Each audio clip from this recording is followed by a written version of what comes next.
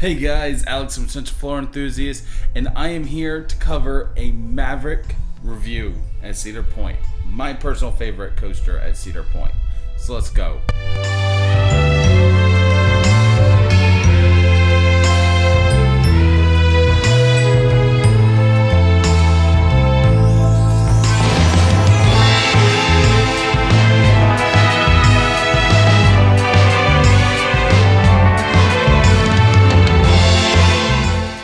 Maverick at Cedar Point is the first Intamin Blitz coaster.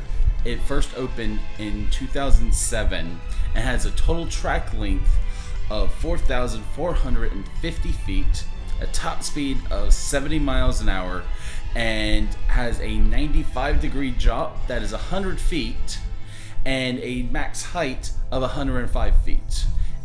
Easily the best coaster at Cedar Point. So let me go into that. But first, the ride experience. You first start off by pulling out of the station. You go up this launch lift hill, and the launch lift hill is pretty good. It's pretty much a lift hill. It doesn't really feel like a launch, which is why some people say Maverick only has one launch. Personally, it's an LSM, and it accelerates you up. I count it as a launch, but spiritually, nah, it's not really a launch. But the lift serves a fantastic purpose. You go up this lift at speeds faster than you would normally go on really any other sort of lift hill. Any chain lift or any cable lift, you're still going faster than most of those.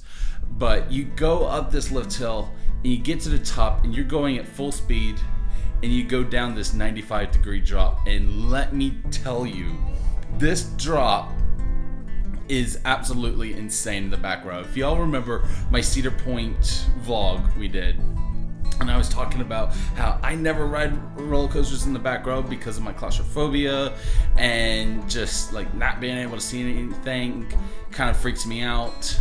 I rode this in the back row. That's the only place you ride that ride. I can make an exception for Maverick.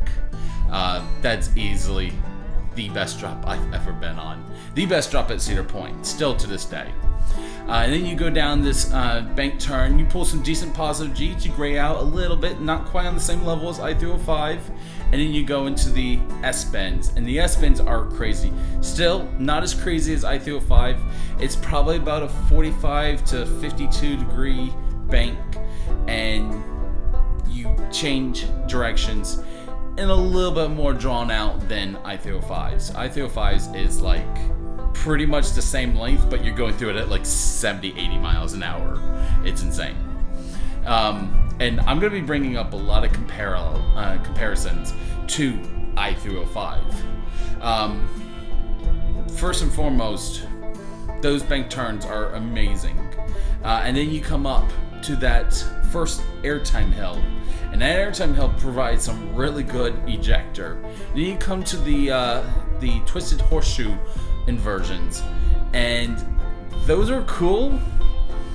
You don't really get any airtime, you don't get any hang time, you don't get any whip.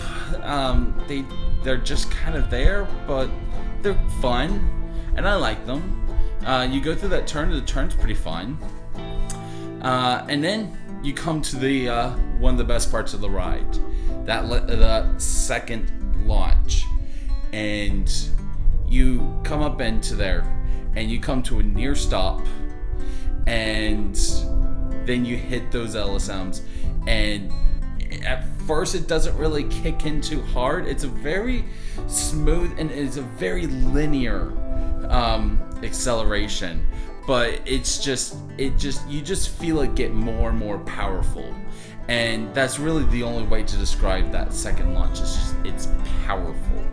You quickly bank, turn out, you go up some trims, which is probably the weakest part of the ride. And then you go down over the pond, banking down while turning around. And then you go through another S-bend. It's not really that crazy. It's not really any forces in it, but it's fun.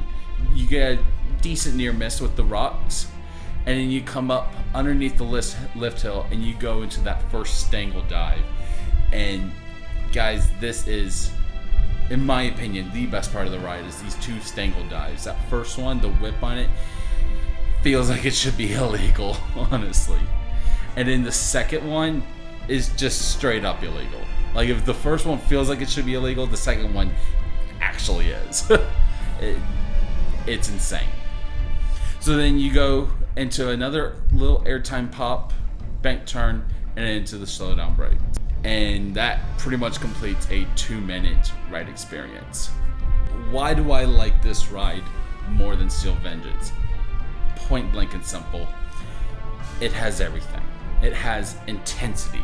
And Steel Vengeance has intensity, but this has intensity with positive G's. Steel Vengeance has whip. I prefer the whip on Maverick better. Steel Vengeance, the only thing that Steel Vengeance has over Maverick is airtime. It's just undeniably, you prefer airtime over anything else. Steel Vengeance is the best ride in the park, easily.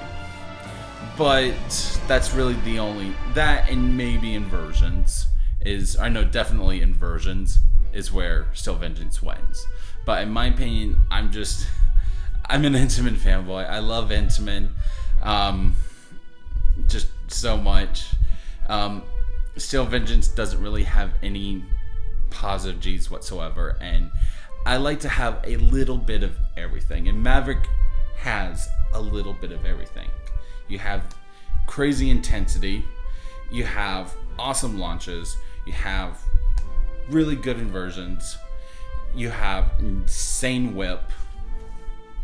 It's the best ride at Cedar Point. As for the flaws with this ride, no ride's perfect, and this ride is definitely no exception. Those trims after that second launch, those gotta go, man. Those suck. But I understand why they're there, because they were built in to the ride, like from the start. They were always meant to be there, and that second half of the ride, like, you completely understand why they are there. They're just, yeah, but they suck. I don't like them.